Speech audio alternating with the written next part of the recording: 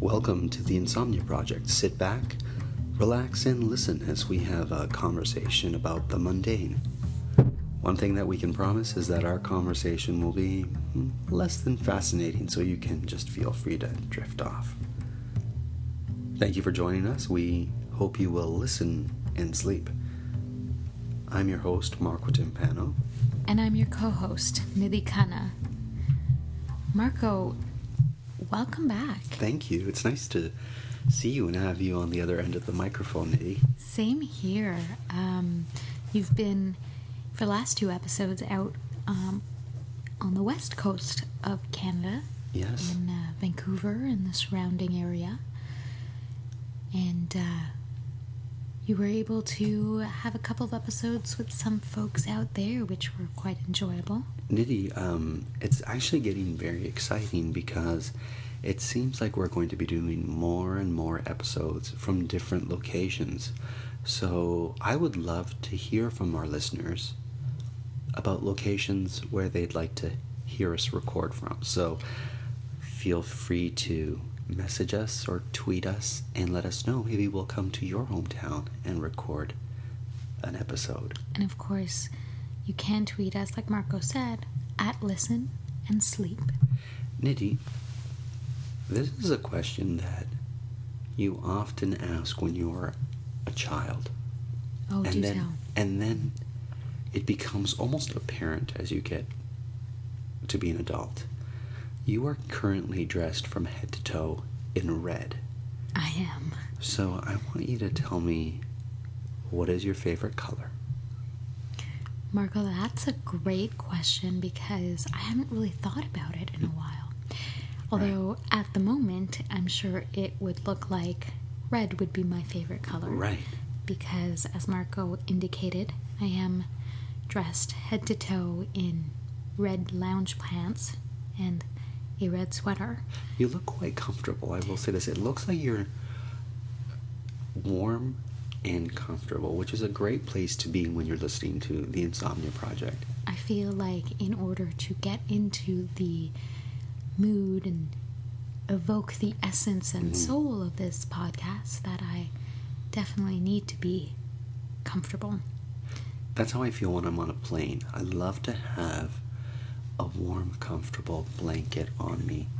Do you use the plane blankets when you're on a plane? They don't really give blankets out anymore. You have to pay for them. Now I've been traveling with sweaters and big things, and sometimes Amanda will have like a blanket or a long scarf that I'll use as a blanket, but I feel like you're avoiding answering the question. You caught me, Marco. What is your favorite color? So I don't have one particular favorite color. However, I can tell you brighter colors. So I enjoy like a fuchsia, or as you can see, the red.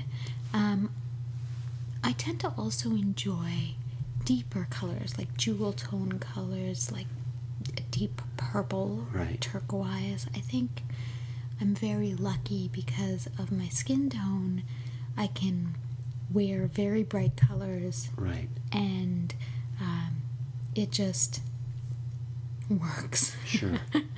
For whatever reason. You know, they say that the color you wear indicates the mood you're in, or it reflects the chakra that needs That's very true. I don't know what the term is, but like a little bit of revitalization, or a little bit of I'm sure there's a proper term when you're talking about chakras. It needs to be activated a bit more. Well, judging by my red appearance today, or my red clothing, it would be my root chakra. There you go. And they also say that, actually, I don't know if it's your clothing that influences this, but the color of your aura also is something that is apparent to some people who have the ability to see sort of that spectrum of light, I guess. I was also told, or I read, I think I was told by my, I want to say my acupuncturist, that it reflects the color that is associated with the organ that needs stimulation or help or whatnot. So it's it's interesting that every organ or every sort of system in your body has a color that reflects it. My favorite color. Yes, please tell. It's a good question. It's interesting because I like to wear black, and blues are the colors I like to wear, but I think purple has always been a color, or a color of recent note, that I've been attracted to. Purples and golds. You know, they say, so I have taken part in, you know, personality exercises, etc., communication exercises, Sure. or where you answer a series of questions that puts you on a quadrant, and based on what quadrant you fall into, it indicates your communication style, let's say. Okay. So one of the most recent I guess theories that I've worked with actually looks at the color that people wear in their clothing to Really? determine their communication style, which is, or to help be an indicator of their communication style. So people who tend to wear a lot of black, however have pops of color here and there, are referred to as peacocks often, which is very much your communication style. I see. Peacocks are people, Okay. or they tend to be very social beings. Sure. They like to take the command Oh. of a room, like in a good way. Right. They always have a funny story to tell. They really like to. Relationships are very important to them. So you are definitely a peacock. Oh, isn't that interesting? So if I'm a peacock, then we need to know what quadrant you lie in, or what was... I'm predominantly an eagle, Right. although my secondary trait is a peacock. Oh, I see. So as an eagle, eagles tend to be very direct communicators. They're more about results driven. So rather than... So for example, to give you an example, Sure. if an eagle is in a meeting and they're leading the meeting, they will have an agenda and they will want to go straight into the meeting. They don't want to chit chat. I see. They want to see results. They want to get in and out. Whereas a peacock will be like, "Hi Nidhi, how was your weekend?" And they'll want to chit chat for a while. Okay, so they'll want to know, sort of, have a little social interaction prior to... Exactly. Okay. So, That's fascinating. but you can tell things about the colors that people wear. It's interesting because I started off by saying that, you know, as kids, you always ask, my little niece will say, "What's your favorite color?" And, you know, that's very important to children, especially when they're learning about colors. And I guess that's what brought me to that question. What's your favorite color? And it's amazing how some people, when they have a favorite color, they have that color all around them. Everything they get is green. Yes. And, you know, their plates are green, and they wear green jewelry and whatnot. And then some people, color is all around them. They'll have splashes of color everywhere. And then there's people who prefer no color, so they stay in whites and grays and blacks. Now, Marco, when you were decorating your home, let's say, with Amanda, Right. did you ever have a clash of colors? Well, Color palettes, let's say? I wanted neutral walls, and I was told that your bedroom, the colors of the wall in your bedroom should be a shade that isn't found in skin tones. Oh. So it should run anywhere from the palest color you could find on the spectrum to the darkest color that you could find on the spectrum, and all colors in between that would be reflective of a person's skin tone. Therefore, colors like green are not great in the bedroom. Colors like blue that aren't skin tones are not great, relaxing colors to help you drift off to sleep. And so I was very cognizant of that when I read it, and therefore I picked a color called Brazil nut. Was the name of the color? So color like a palette. shade of brown, tan. Yeah, like tan, like a light tan. Okay. And then I would neutral palette throughout the house, and I know that Amanda isn't such a huge fan. She'd like to see a little more color, so I think the walls this year might get a fresh tone of paint. Wow. So we were also talking about, you were looking at a picture on the wall and you're like, what a cool frame that is. And we started to talk about how people talk about pictures and paintings that they've seen, but few people will comment on frames. Marco, it's interesting because a frame can really make or break a photo in a lot of ways. Sure. If you have the wrong frame. Right. I was actually at a restaurant the other day, Mm-hmm. and they had a wooden oak frame that they had just purchased the frame. There was no artwork in the frame. It was just a blank frame with no glass or no painting or photo in the frame. And it was hung on the wall. Wow. You got it. So that's how stunning the frame was, and it was about 100 years old. Wow. So it was very unusual, but at the same time quite unique. I personally, when I go to see the grand European art museums and see all the framing that is done there, it's quite spectacular. So I'm always drawn not just to the artwork itself, but to the ornate ways that those works are framed. And I think in any art museum you'll be able to see something very interesting if you look at the frame as well. Right.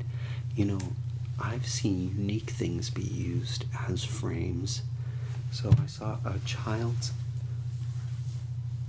artwork, and what they had done was they took matchsticks, and they were all lit, and they used I guess they glued the matchsticks all around the little piece of artwork, and used the matchsticks as frame. I always remember that because the actual artwork inside was a little candle that they did with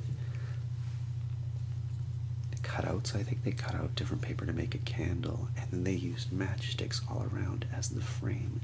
And Amazing. I thought that was really a neat thing I saw.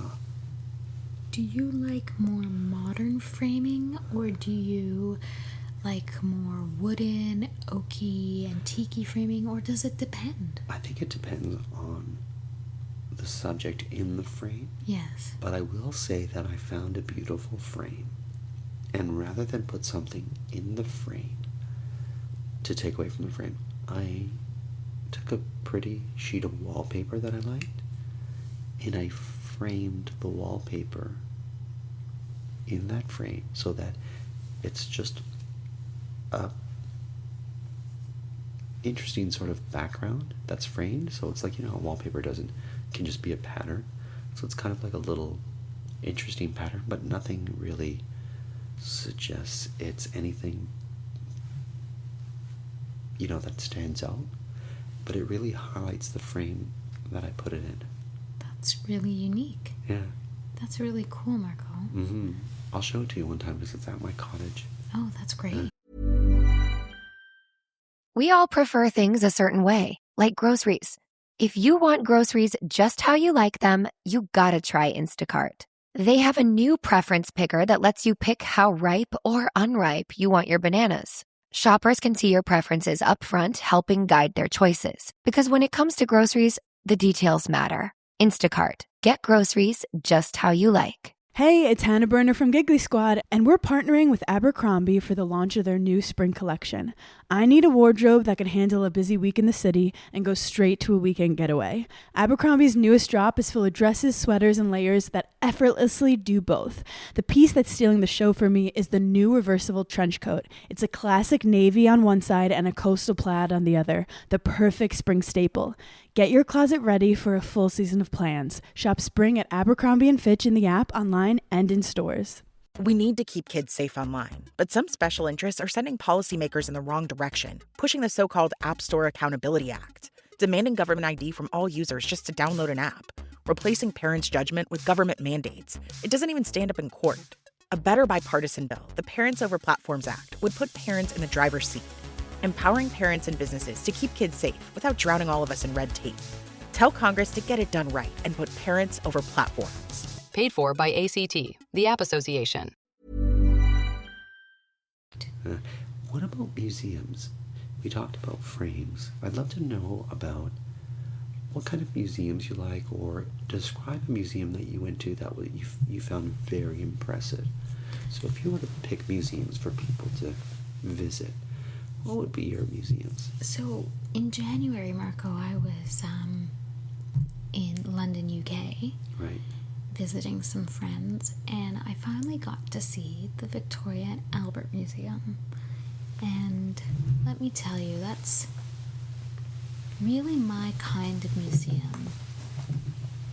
There was something, so basically the Victoria and Albert Museum has, it's not your typical museum. It's a museum that has a focus on design and fashion and sculpture, and there's a whole section on wrought iron, monuments, but with a design element to it. It's really quite unique and neat. And when I was there, they had a shoe exhibit. Really? Yes, and so you got to see shoes from, hundreds of years ago, and it really took you through the ages and the ages of shoes, really. Oddly enough, many of the shoes that were in that exhibit were borrowed from the Bata Shoe Museum here in Toronto. Of course. So I really enjoyed that. In Florence, there's also, speaking of shoes, the Salvatore Ferragamo Museum. Oh, I didn't know that. Where they take you through the his shoemaking style and how his shoes have both changed and remained the same, and remained relevant over the modern age, and as we get into, as it goes on as well, that brand. So I enjoy those type of museums. However, I also enjoy your good old, your good old The Last Supper, or your good old Vatican Museum. Sure. How about you? Do you have a particular museum in this world that really spoke to you, or that you would like to visit? Yes. So I'm going to pick 3 museums that I really liked or have significance in my life. Okay, great. And it's funny we should be talking about that, because I was telling a chef today, because he was going to New York City, and I said, you know what museum you should check out? It's in the Lower East Side. And I happened upon this museum in a way that was just so great, and it is called the Tenement Museum. Oh, I've never heard of that. So what they did was they took and I'm certain I'm going to get aspects of this wrong, Nidhi. So for those people who want to, Nidhi's just grabbing herself a glass of water, which is probably what you hear in the background there. For those of you who want to find out more, I welcome you to go there, to their website, which we'll put on the notes with this particular episode. But basically, they found a old tenement building that had been boarded up for years and years, and they made a museum that deals with different ages and things that took place in that tenement building and in tenements around New York City. So you get this really unique look at New York City through the ages, and you can take a tour.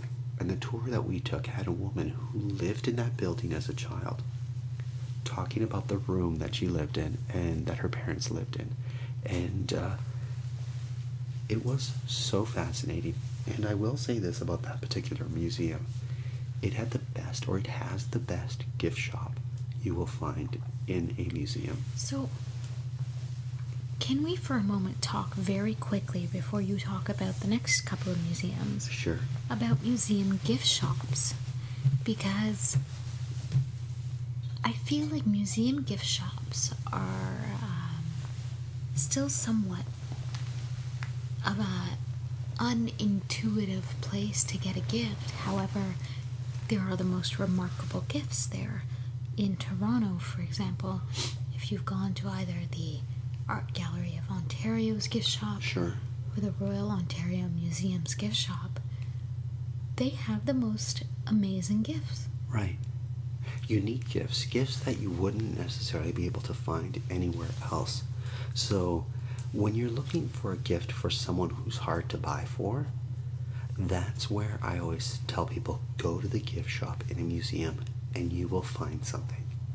Something unique, or something that is fun, or something that is artistic, you'll find in a museum gift shop. So it's a great place to go, even if you don't have time. Another thing, if you're in a city and you don't have time to check out the museum, then I would say go into the museum gift shop and you'll get a sense of what that museum has. Oh, that's very unique. That's a great idea, Marco. I had never thought about that, because that makes actual perfect sense, because the museum gift shop is supposed to be a reflection of the museum's identity and mission and the type of exhibits that you would see there. Now, you had two other museums that you wanted to talk about, so please, let's hear a bit more. So the other museum, which could be quite predictable, is the Louvre in Paris. Of course. It is impressive. Its collection is outstanding, and it's definitely something not to miss when you're in Paris, in my opinion. And what's particularly interesting is it houses the Mona Lisa. Of course. And a lot of people talk about the Mona Lisa, how it's unimpressive, or that its size is very small, or that its eyes will look at you from every aspect of the room that it's in. Right, of course. So I had an expectation that I wouldn't be impressed when I saw the Mona Lisa, but you know how sometimes you think you're going to be underwhelmed, but you're certainly overwhelmed, and that's what happened when I saw the Mona Lisa, only because I found her to be definitely looking at me from all areas of the room that she's in. But her smile to me seemed more like a smirk, and I felt like she was laughing at all the people who were taking photos of her. So I found it to be a very humorous painting, which I never got out of it prior to seeing her in books or in postcards or stamps and whatnot. But when I saw the Mona Lisa in real life, it really struck a chord, a humorous chord with me. That's quite fascinating, Marco, because I found when I saw the Mona Lisa in the Louvre, it was I was one of those people who was a bit underwhelmed, and I think it was because there were just so many. I'm an eagle, right? And I'm a peacock. 100%. No, you were saying, sorry. Although I'm sure there's that component of it, I was too impatient with all the people around, which is very, very eagle-like. Right. Yes. So, in its trait or tendency. So, there you go. And what was the third one? The last museum, which has particular significance to me, is the McMichael Gallery in Kleinburg, Ontario. Well, this is a great story. And I've always loved the McMichael Gallery because it's kind of in my backyard from where I grew up. So I grew up not too far from it. And I remember as a child going to that particular museum in school and just loving it. And the McMichael Gallery houses the Group of Seven's artwork. So if you haven't seen the Group of Seven's artwork, it's a grand group of artists from Canada that does a lot of nature scenes in a very vibrant way. And so I recommend you look that up. But I've always loved that museum, and my wife, prior to us even dating, knew that I loved the work by the Group of Seven. So for my birthday one year, she bought me a print of the Group of Seven, and I'm pointing to it right now so Nidhi can see it, and it's by Lauren Harris, yes. who is one of my favorite artists of the Group of Seven. And it is a picture of a man on a horse carriage pulling fence posts. And it looks like, Marco, in the background, that either the sun is rising or setting. Right, and it's called A Load of Fence Posts, and it's my favorite painting by a member of the Group of Seven. And that's where I proposed to my wife in front of that particular painting. So for me, the McMichael Gallery has a lot of significance, and I recommend, if you are in southern Ontario, to take a trip to Kleinburg and check out the McMichael Gallery. And that's where I end my museum tour. Thank you for that, Marco, because I think the listeners now have a few museums to check out around the globe. Before we go, I wanted to mention we received a lovely email from Denise Corriveau, one of our listeners, and she wanted to mention that in one of our previous episodes we talked about Première Moisson, the bakery in Montreal. We were trying to figure out the translation, and Denise tells us that it is First Harvest is the correct translation. So thank you, Denise. Thank you for listening, and for all of our listeners out there, we hope you've enjoyed today's podcast. You can catch us at any time at Listen and Sleep. As always, we're produced by Drumcast Productions, and we're back in Toronto recording this episode.